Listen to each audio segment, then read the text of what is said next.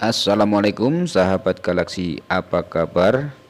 Di tangan saya saat ini sudah ada handphone dengan merek Vivo ya. Untuk serinya adalah Y91C.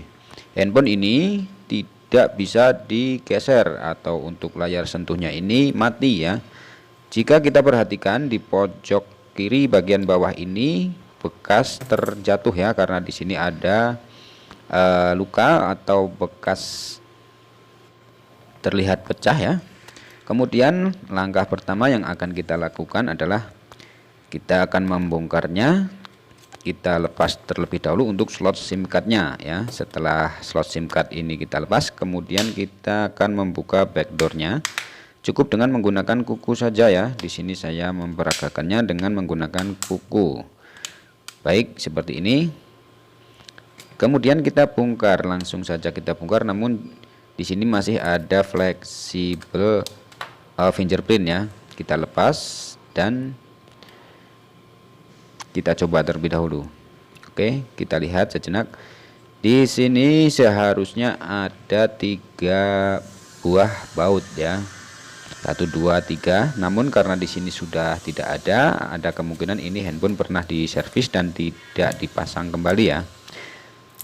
Kemudian langsung saja kita tarik plastik berwarna hijau ini adalah gunanya untuk melepas baterai ya. Kita tarik saja seperti ini. Oke, kemudian kita lepas untuk plastiknya juga ya. Oke, sudah kita lepas. Kemudian ini adalah fleksibel LCD-nya. Ini kita lepas terlebih dahulu seperti ini. Kemudian setelah itu baru di sini saya akan melakukan untuk mengencerkan lem. Di sini saya akan merehotnya terlebih dahulu atau kita panaskan ya dengan menggunakan blower tentunya.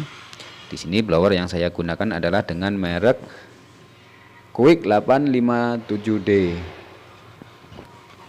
Oke, kita kira-kira saja, secukupnya saja. Kemudian setelah kita panaskan, langsung saja kita masukkan untuk alat bantu ya. Di sini saya menggunakan alat bantu sederhana dari bekas layar sentuh tablet Cina ya. Oke, kemudian sudah saya potong sekian ya dengan bentuk seperti ini. Langsung saja kita masukkan di bagian samping-samping saja ya. Di sini saya melakukannya dari samping kiri ya, dari samping kiri, dari atas kemudian langsung ke bawah. Kita dorong saja seperti ini. Oke. Kita lakukan.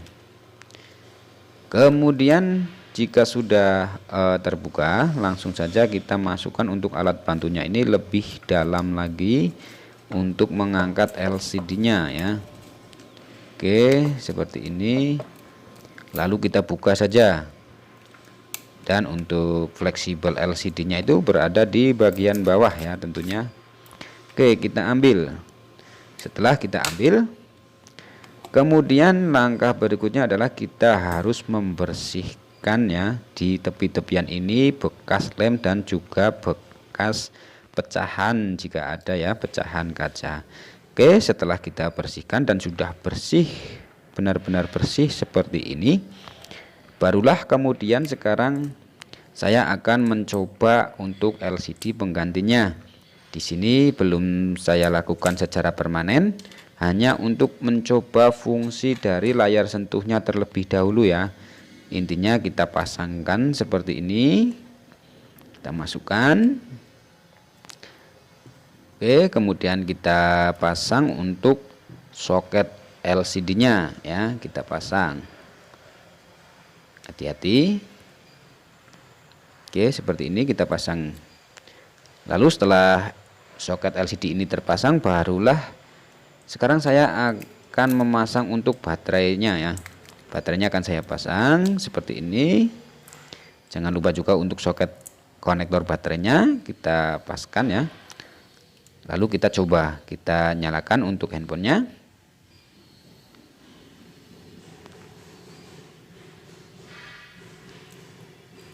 Sudah menyala dan kita tunggu sejenak ya untuk proses bootingnya. Dan sudah masuk ya di menu tampilan utama ya. Kemudian kita coba untuk layar sentuhnya, sepertinya normal ya teman-teman. Saya geser ke kiri, ke kanan, dari atas juga. Oke, sepertinya normal. Kemudian untuk tombol resend dan juga back juga normal ya. Kemudian di sini untuk dial padnya ya tuh 2, dan sepertinya sudah normal ya teman-teman. Oke, kalau begitu saya akan mematikan kembali untuk handphone ini. Akan saya matikan kembali dan akan saya lakukan pemasangan secara permanen, yaitu dengan menuangkan lem ya di bagian frame-nya ya. Di bagian frame ini, bagian tepi-tepian, saya lakukan dari bagian atas pojok kanan ya.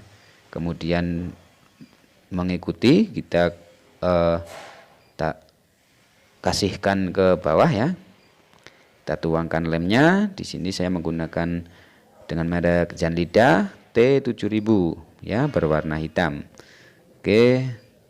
Kemudian di bagian samping yang sebelah kiri juga kita kasih ya. Kita kasih lemnya seperti ini. Oke, pelan-pelan saja. Kita kasih secukupnya saja. Walaupun misal kalau berlebihan pun tidak apa-apa. Nantinya kita bisa membersihkan ya.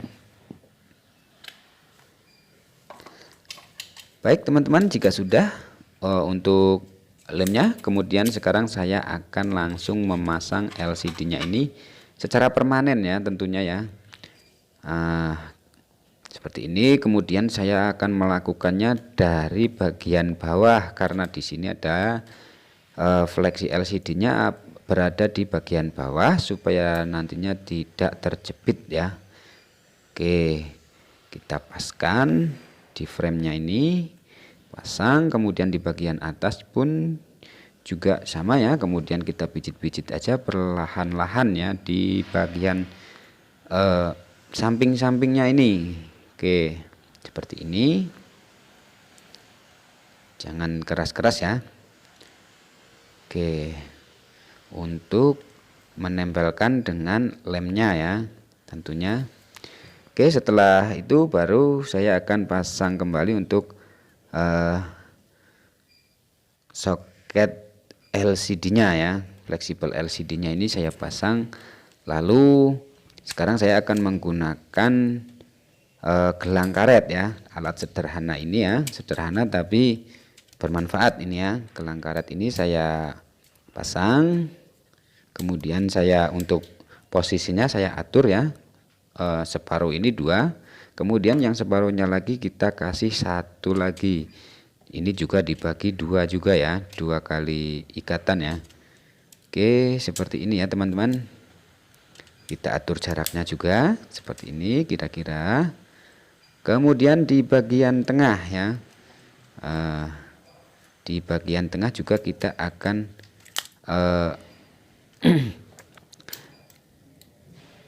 mengasih karet ya untuk menempelkannya ya. Kita pasang seperti ini, cukup 3 kali putaran. Kemudian di bagian atas juga kita lakukan hal yang sama ya, menggunakan karet juga ya. Oke, seperti ini ya teman-teman. Menggunakan alat sederhana namun bermanfaat dan hasilnya pun tetap rapih ya. Jika sudah, maka untuk menunggu proses lemnya ini kering, kita harus menunggu hingga 15 menit atau setengah jam ya, 30 menit ya. Kemudian di sini untuk mempersingkat video saya potong saja, dan sekarang saya akan langsung membongkarnya saja karena sudah untuk lemnya udah kering ya. Sudah berani untuk kita lepas. Oke, kita paskan seperti ini, kemudian kita pasang baterainya.